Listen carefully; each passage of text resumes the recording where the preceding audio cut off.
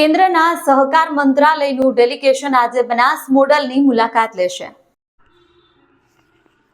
બનાસનું સહકારિતા model આજે સમગ્ર દેશ અને દુનિયા માટે રોલ મોડલ બન્યું છે। આગામી 6 ડિસેમ્બરના રોજ દેશના ગૃહ અને સહકાર મંત્રી અમિત શાહ વાવ-થરાદ જિલ્લાના સણાદર ખાતે શરૂ થઈ વાવ-થરાદ અને બનાસકાંઠા જિલ્લાના અલગ અલગ સ્થળોએ બનાસ મોડલની મુલાકાત લેશે। કેન્દ્ર સરકારના સહકાર મંત્રાલયનું ડેલિગેશન આજરોજ અંબાજી ખાતેથી મા અંબેના દર્શન કરી પોતાના પ્રવાસ કાર્યક્રમ શરૂ કર્યો છે। આ ડેલિગેશનમાં કેન્દ્ર સરકારના મંત્રીઓ, સાંસદશ્રીઓ અને અધિકારીઓ જોડાયા।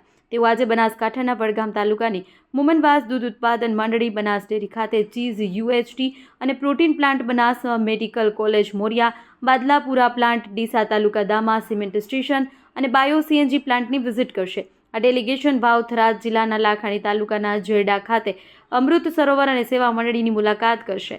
ત્યારબાદ લાખાણી તાલુકાના કાતરવા કેટલ ફીડ પ્લાન્ટ અને આગથડા બાયો સીએનજી પ્લાન્ટની મુલાકાત લેશે। કેન્દ્ર સરકારનું ડેલિગેશન વાવ-થરાદ જિલ્લામાં થરાદ સ્થિત Banas soil testing lab, Sanadar dairy ખાતે વિવિધ પ્લાન્ટની મુલાકાત કરી માહિતી મેળવશે। બનાસ ડેરી થકી આજે બનાસકાંઠા જિલ્લાએ સહકાર ક્ષેત્રે ક્રાંતિ સર્જી છે। બનાસ મોડલ આજે સમગ્ર દેશમાં લોકપ્રિય બન્યું છે।